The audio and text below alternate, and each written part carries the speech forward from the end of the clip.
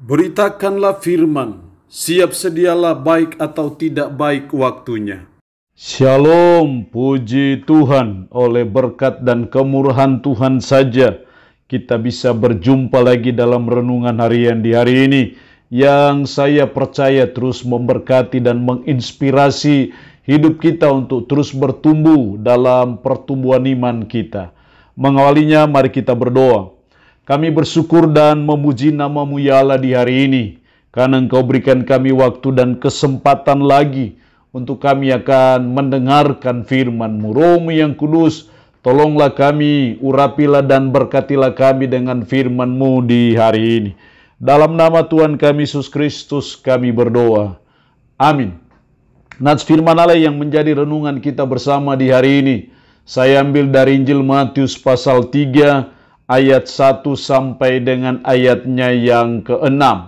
Secara khusus saya akan baca ayatnya yang ketiga. Firman-Nya berkata demikian. Sesungguhnya dialah yang dimaksudkan Nabi Yesaya ketika ia berkata, ada suara orang yang berseru-seru di padang gurun, persiapkanlah jalan untuk Tuhan, luruskanlah jalan baginya. Demikian firman-Nya hari ini yang mengajar dan menasihati kita. Persiapkanlah jalan untuk Tuhan.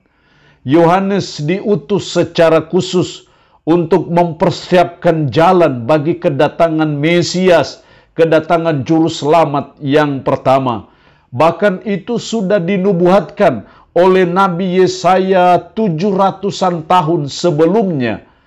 Hal ini menunjukkan bahwa betapa tugas Yohanes untuk mempersiapkan jalan bagi kelahiran Sang Mesias itu suatu peristiwa yang sangat penting, karena itu sudah disampaikan ratusan tahun yang lampau.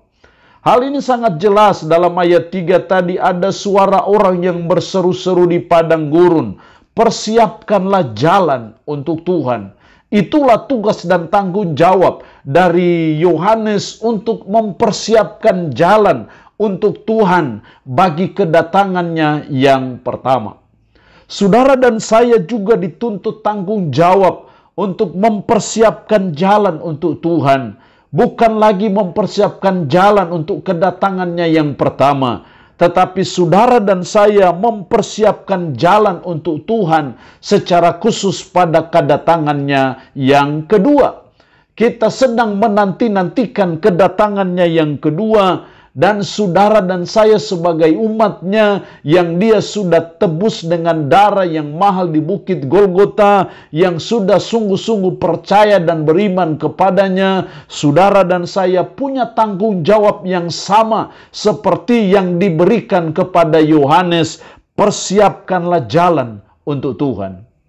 Lalu apa yang harus kita buat dalam mempersiapkan jalan untuk Tuhan secara khusus pada kedatangannya yang kedua? Setidaknya ada dua hal penting yang harus kita lakukan, belajar dari apa yang dilakukan oleh Yohanes.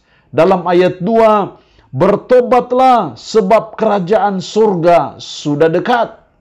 Bertobatlah sebab kerajaan surga sudah dekat.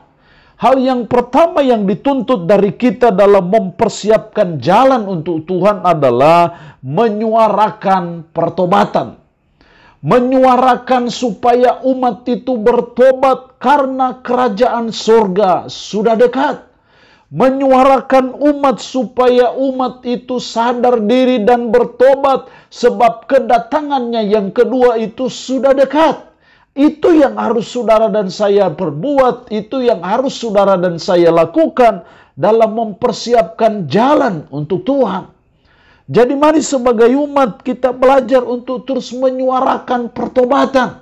Kita terus menyampaikan kebenaran-kebenaran firman. Kita terus menyuarakan firman dengan harapan supaya umat sadar diri dan akhirnya mengambil tindakan keputusan untuk bertobat dari dosa-dosanya, bertobat dari cara hidupnya yang tidak berkenan kepada Allah, dan itu cara dalam mempersiapkan jalan untuk Tuhan.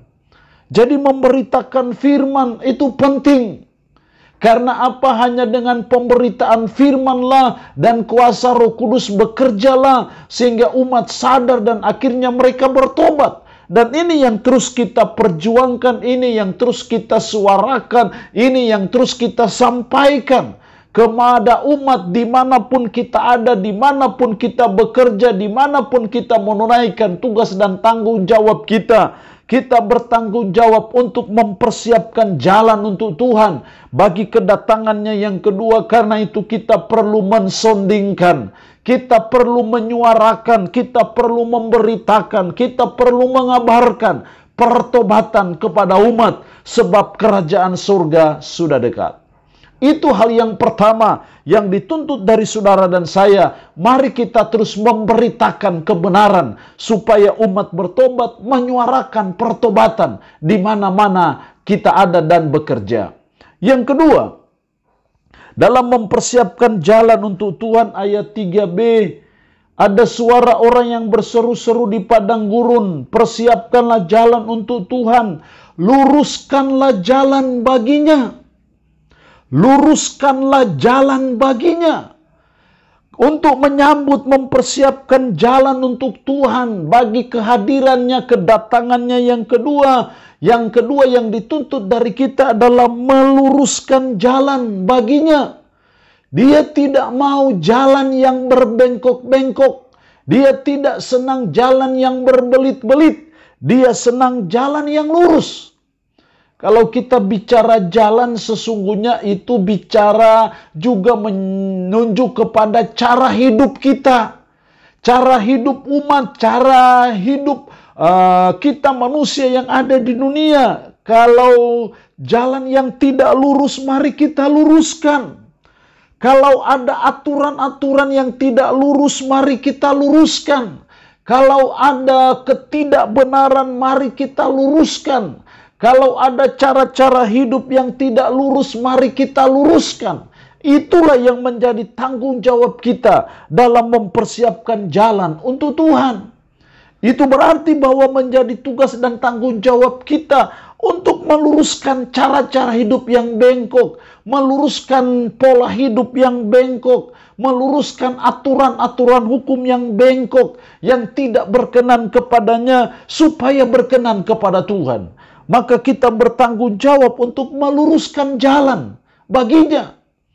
Kita perlu meluruskan cara-cara hidup kita yang tidak benar, cara-cara hidup kita yang tidak berkenan kepada Tuhan.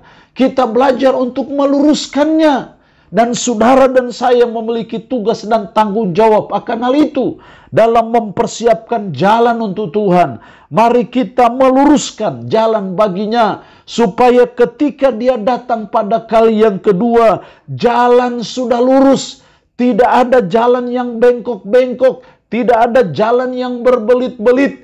Tidak ada jalan yang berbatu-batu. Tidak ada jalan yang berlubang-lubang. Tapi jalan yang mulus, jalan yang rata, cara hidup yang berkenan kepada Tuhan. Itu yang terus kita usahakan dan kita perjuangkan dalam mempersiapkan jalan untuk Tuhan. Karena itu mari kita bekerja sama. Mari kita bersama-sama bergotong royong, bersinergi, membangun kebersamaan kita supaya kita bisa meluruskan jalan baginya. Sehingga ketika dia datang, kita umatnya sudah siap sedia. Karena tidak ada jalan yang bengkok lagi dalam kehidupan kita. Allah yang punya firman ini memberkati kita dengan firman-Nya di hari ini. Amin. Mari kita berdoa. Puji syukur untuk kebenaran firman-Mu hari ini yang mengajar dan menasihati kami. Persiapkanlah jalan untuk Tuhan. Tolonglah kami supaya dalam mempersiapkan jalan untuk Tuhan, kami selalu menyuarakan pertobatan. Kami meluruskan jalan bagi Tuhan. Roh-Mu yang kudus tanamkan dan meteraikan firman dalam hati dan pikiran kami, dan mampukan sanggupkan kami untuk bisa memberlakukannya dalam hidup kami sehari-hari. Yang mohon berkat Tuhan bagi umat-Mu yang mendengarkan renungan harian di hari ini. Diberkatilah mereka ya Allah, dengan berkat-berkat jasmani maupun berkat-berkat rohani. Yang sakit, hamba berdoa dalam nama Yesus, Tuhan lawat, Tuhan jamah, Tuhan sembuhkan dari sakit penyakit yang diderita. Terpuji-pujilah nama-Mu ya Allah. Di dalam nama Tuhan Yesus Kristus kami berdoa. Amin. Shalom. Tuhan Yesus memberkati kita dengan firman-Nya di hari ini.